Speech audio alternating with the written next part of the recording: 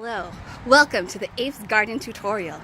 Over here at the water panel, Mr. Brony has made the adjustments so no other modifications need to be made. The only part that you need to worry about is the hose. So once you grab the nozzle, right, you will notice that on the side there's a lever. To turn the water flow on, you will push the lever up. To turn it off, you will push it back down.